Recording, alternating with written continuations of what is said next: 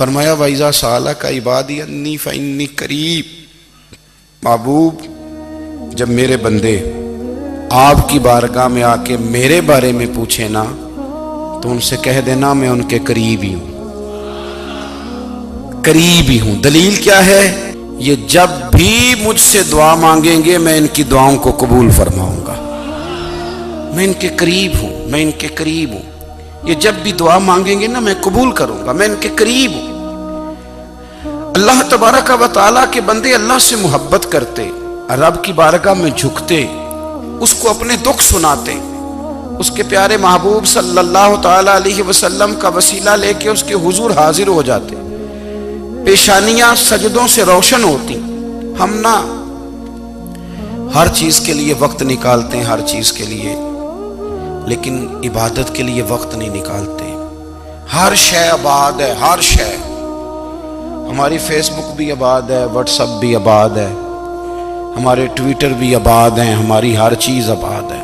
سب سے کم آباد ہمارا مصلی رہ گیا ہے، سب سے کم۔ وہ لوگ اب ڈھونڈنے سے ملتے ہیں جن کی بغل میں مصلی ہوتا تھا۔ میرے بھائی آپ کتنا کو دنیا کے پیچھے بھاگو گے تھکا دے گی، کتنا دولت کے پیچھے بھاگو گے تھکا دے گی۔ آپ جب اپنی زندگی میں جمع تفریق کرو گے نا تو مرتے وقت احساس ہوگا کہ سارا کچھ تو لوگوں کے لیے کیا، اپنے لیے تو کر ہی کچھ نہیں سکے۔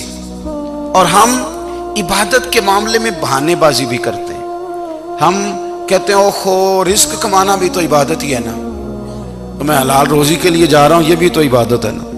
میری طرح کے لوگ کہہ دیتے ہیں کہ میں سویرے اٹھ کے مدرسے میں کچھ اسباق دیکھتا ہوں تو یہ بھی تو عبادت ہے، میں بیان کرنے کے لیے مطالعہ کرتا ہوں تو یہ بھی تو عبادت ہے نا، اتنے لمبے سفر کر کے ملک میں دنیا میں گھومتا ہوں تو یہ بھی تو میں عبادت ہی کر رہا ہوں۔ اب اسپیشل نفلوں کے لیے وقت کس طرح نکلے، اسپیشل کر کے تسبیح میں کیسے چلاؤں، میں سارا کچھ ہم بہانے بنا لیتے ہیں نا۔ میرا سوال یہ ہے کہ یہ ساری باتیں صحابہ کو، نبی کریم کو، دیگر لوگوں کو بھی تو پتہ تھی نا، لیکن آپ غور تو کریں 23 سال حضور کو وقت ملا، مختصر وقت ظاہراً تبلیغ کرنے کے لیے، پوری دنیا میں دین بھی پھیلانا ہے۔ گھر میں 11 ازواج ہے، 4 بیٹیاں ہیں، ان کی اولادیں، سارے کام کاج بھی دیکھنے، لیکن سیدہ طیبہ طاہرہ حضرت عائشہ صدیقہ رضی اللہ تعالیٰ عنہ فرماتی ہیں سارا دن تبلیغ کرتے، ہر غلام کے دکھ سنتے، گھر میں آتے تو اپنے گھر والوں کا خیال کرتے، کام میں ہمارا ہاتھ بٹاتے۔ قربان جاؤں، کہتی ہیں زمانہ سارا سو جاتا لیکن آمنہ کے لال مصلی بچھا لیتے۔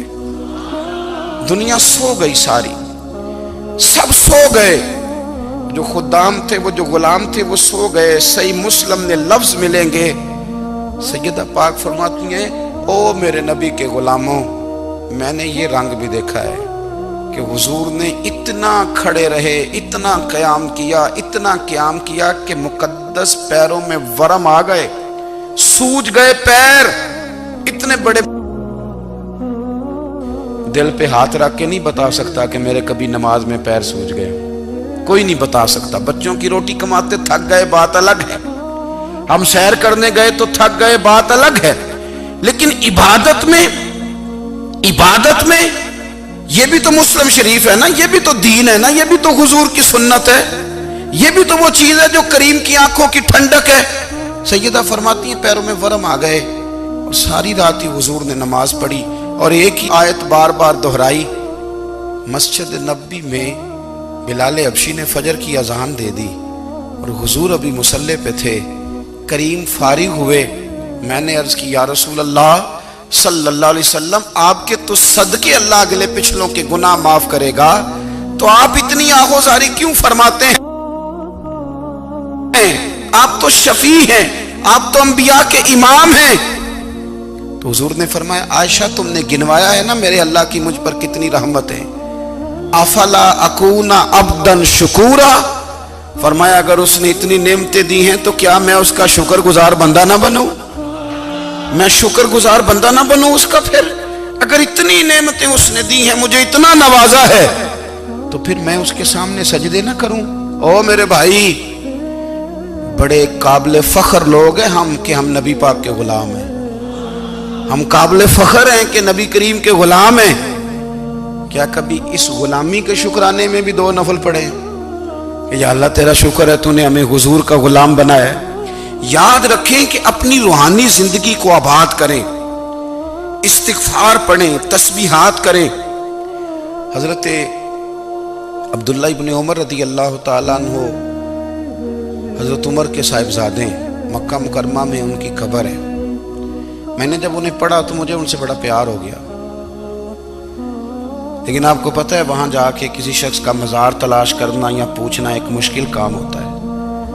تو ایک دفعہ میں مکہ شریف میں حاضر تھا، تو ایک گاڑی والا ڈرائیور مجھے کہنے لگا کہ مولانا میں آپ کو جانتا ہوں، مجھے آپ سے محبت ہے، ایک بات بتاؤں آپ کو؟ میں نے کہا بتاؤ۔ کہنے لگے حضرت عبداللہ ابن عمر کی قبر دیکھنی ہے۔ میں نے کہا یہ تو نہیں کہہ رہا، یہ کسی نے بندوبست کرایا ہے، یہ اللہ نے تیرے دل میں بات ڈالی ہے، یہ ہو گیا، تو لے چل مجھے۔ حضرت عبداللہ ابن عمر کو نبی پاک نے فرمایا تھا راجل صالح، یہ نیک بندہ ہے، یہ متقی آدمی۔ حضرت عبداللہ ابن عمر رضی اللہ تعالیٰ عنہ سیدنا فاروق اعظم رضی اللہ تعالیٰ عنہ کے صاحبزادے ہیں، اور ان کی ہمشیرہ سیدہ حفصہ رضی اللہ تعالیٰ عنہ حضور کی زوجہ محترمہ۔ ایک دن اپنی ہمشیرہ سے کہنے لگے کہ نبی کریم صلی اللہ تعالیٰ علیہ وسلم گھر میں آئے نا، اور اگر حضور غم امت میں پریشان نہ ہوں، طبیعت کو حشاش بشاش دیکھو، تو ذرا پوچھنا تو صحیح حضور کا میرے بارے میں کیا خیال ہے، پوچھنا تو صحیح کہ کریم کی بارگاہ میں میرا کیا مقام ہے، میرے بارے میں حضور کیا فرماتے ہیں۔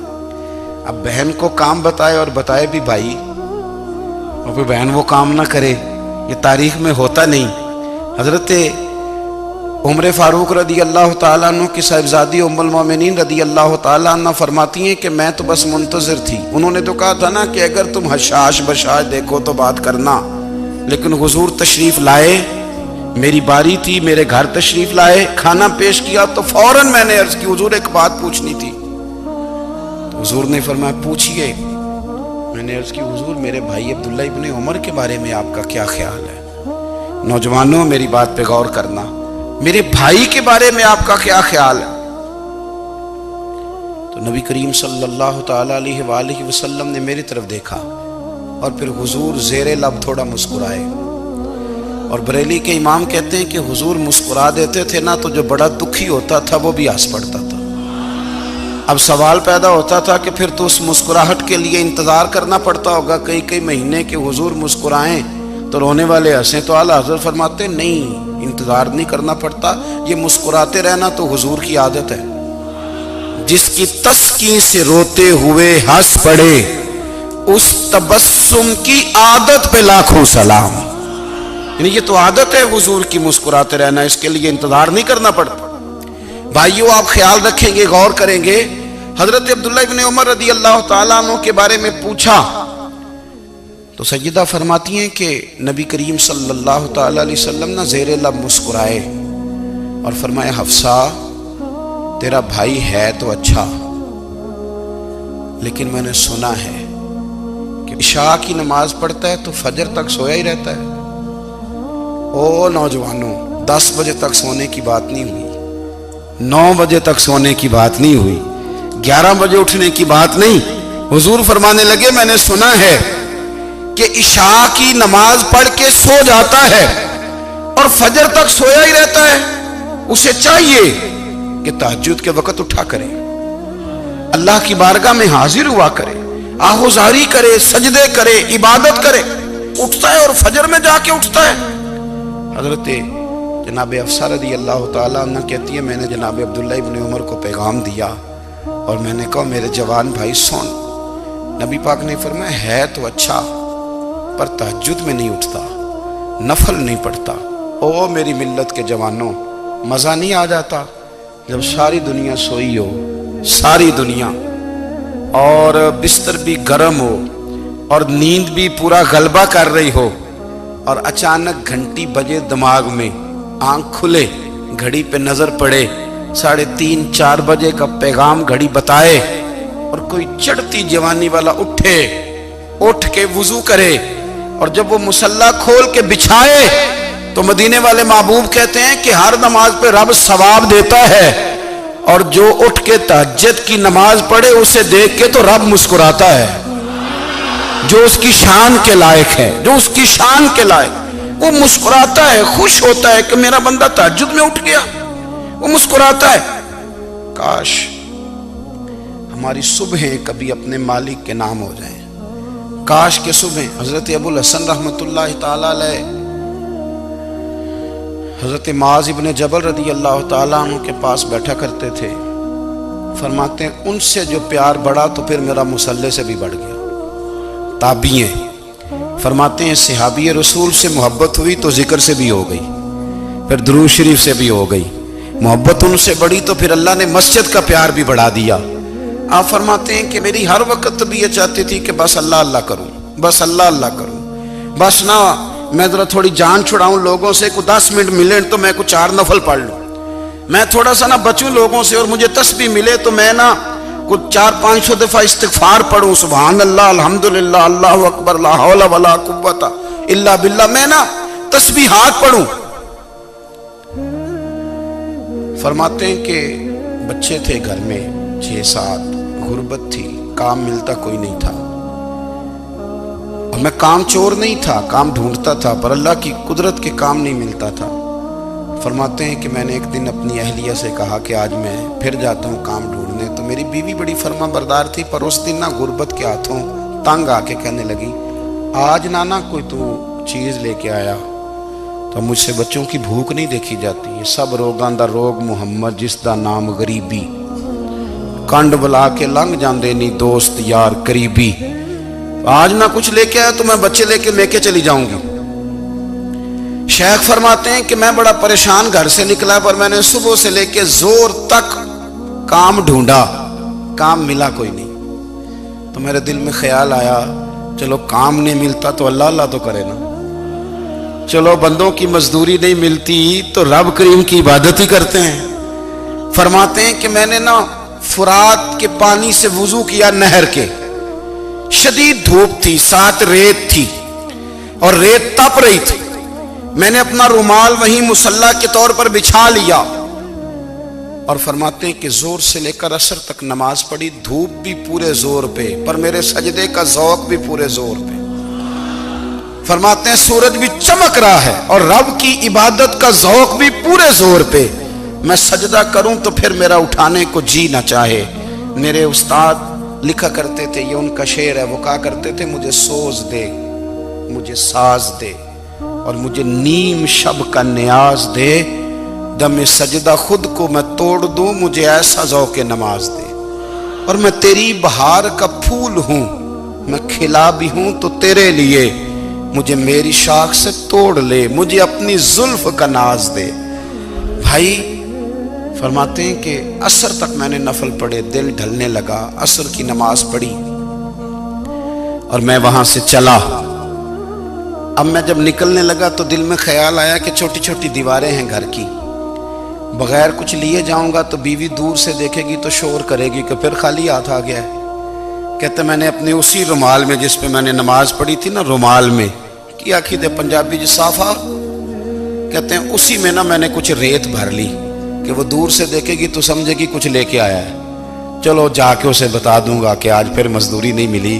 کہتے ہیں وہ ریت لے کر جب میں گھر میں گیا تو پہلے بیوی دروازے پہ کھڑی ہوتی تھی، پوچھتی تھی خالی ہاتھ آ گئے ہو؟ آج میں نے دیکھا تو ہے ہی کوئی نہیں۔ فرماتے ہیں میں اندر داخل ہوا، سلام لیے، کونے میں نے وہ رومال رکھ دیا اور میں نے آواز دی کہ بھلی مانس کہاں ہو؟ تو وہ کہنے لگی آپ منہ ہاتھ دھو لیں، میں روٹی لے کے آئی۔ میں نے کہا روٹی کہاں سے آ گئی؟ یہاں تو کئی دنوں کے فاقے، تو کئی دنوں کی غربت ہے، یہاں تو اس گھر میں تو فقیری ہے۔ فرماتے ہیں کہ وہ روٹی لے کے آئی اور اس وقت کی جو موجودہ نعمتیں تھیں، سمجھ لیں سلاد، اچار، ہر چیز ساتھ لائی۔ میں نے کہا کہ بچے کہاں گئے؟ کہنے لگی وہ کھانا کھا کے کھیلنے گئے، آپ کھانا کھا لیں آ جاتے۔ کھانا اس نے چن دیا۔ میں نے حیرت انگیز لہجے میں ساری نعمتیں اپنے دسترخوان پہ دیکھ کر کے بیوی سے پوچھا یہ کہاں سے آیا کھانا؟ بچوں کو تو نے کہاں سے کھانا کھلایا؟ یہ سارا کچھ کیسا ہے؟ کہنے لگی پتہ نہیں آج آپ کس کریم کی مزدوری کرنے چلے گئے تھے، پتہ نہیں کس کریم کی، میرے گھر میں تو اتنی نعمتیں آئی ہیں کہ مجھ سے سنبھالی نہیں جا رہی، اتنا اناج ہے، اتنا گندم ہے، کس کریم کے دروازے آج چلے گئے تھے۔ یہ کہتے کہتے وہ اٹھی اور اٹھ کر کے کہنے لگی پہلے ہی بڑا کچھ آیا تھا، اب کیا لے آئے ہو؟ اور جا کر کے نا اس نے وہ ریت والا رومال کھولا، کہنے لگے میں تو لے کے آیا تھا ریت، تو میرے رب نے اسے بھی سونے اور ہیرے بنا دیا تھا۔ جب آپ کی توجہ اللہ کی جانب، میرے نبی پاک صلی اللہ تعالی علیہ وسلم نے فرمایا ہر چیز اپنے رب سے مانگ، ہر چیز مانگ، ہر چیز مانگ۔ یا رسول اللہ کیا کچھ؟ میرے محبوب نے فرمایا تیرے گھر میں نمک بھی ختم ہو جائے تو وہ بھی اپنے رب سے مانگا کر، تو مانگنا وہ تجھے دے گا، تو اس کی بارگاہ میں کشکول طلب دراز تو کرنا۔ اور ترمذی شریف میں عجیب لفظ ہیں، رسول کائنات نے فرمایا، رب کریم فرماتا ہے جب میرا بندہ ہاتھ اٹھاتا ہے نا تو مجھے حیا آتی ہے کہ میں خالی کیسے لوٹا دوں اس کے۔ اتنے بڑے بادشاہ کی بارگاہ میں دعا کی بڑی طاقت ہے۔ میرے نبی پاک نے فرمایا دعا مومن کا ہتھیار ہے، دعا مومن کا، دعا مومن کا۔ حضور نے فرمایا تقدیر کو سوائے دعا کے کوئی چیز نہیں بدل سکتی، دعا مومن کا ہتھیار ہے، یہ کافر کے پاس کوئی نہیں، یہ ہتھیار ہے مومن کا۔ اللہ کرے آپ کو سمجھ آئے، پھر سنیں، کئی بار کہہ چکا ہوں یہ ہتھیار ہے۔ کافر کے مقابلے میں جو تیرے پاس سب سے بڑا ہتھیار ہے وہ دعا ہے۔ دعائیں کرانی چھوڑ دی، کرنی چھوڑ دی، لینی چھوڑ دی۔ حضرت سیدنا انس بن مالک رضی اللہ تعالیٰ عنہ فرمایا کرتے تھے میں نے وہ رنگ دیکھا ہے جب حضور دعا مانگتے تھے اور حضور کی مقدس آنکھوں میں آنسو بھی ساتھ ہی بہا کرتے تھے، میں نے وہ انداز دیکھا ہے۔ بھائی اپنا مصلی کا، عبادت کا، وظائف کا، اللہ اللہ کا سلسلہ اس کو مضبوط کریں، اپنی دعاؤں کے تعلق کو مضبوط کریں۔ دعائیں بڑے انقلاب برپا کر دیتی ہیں۔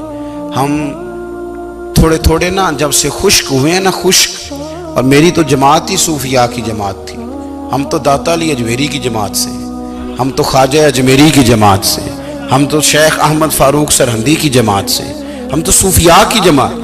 ہماری جماعت نے بھی وہ تعلق جو ہمارے بزرگوں نے بنایا تھا۔ بزرگ اللہ کے قریب کیسے جاتا ہے؟ تو ہمارے یہاں نا بہت سارے لوگ کہتے ہیں جی نظر ہو گئی تو کام ہو گیا۔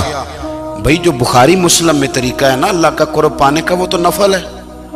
نبی کریم علیہ السلام نے فرمایا بندہ نفلوں کے ذریعے رب کے قریب جاتا ہے، اور اتنا قریب جاتا ہے کہ پھر اللہ اس کی زبان بن جاتا ہے، اللہ اس کی آنکھیں بن جاتا ہے، کان بن جاتا ہے، ہاتھ اور پیر بن جاتا ہے۔ تو یہ تو عبادت ہے، یہ تو اللہ کی بارگاہ کی حاضری ہے جو آپ کو اللہ کے قریب کرے گی۔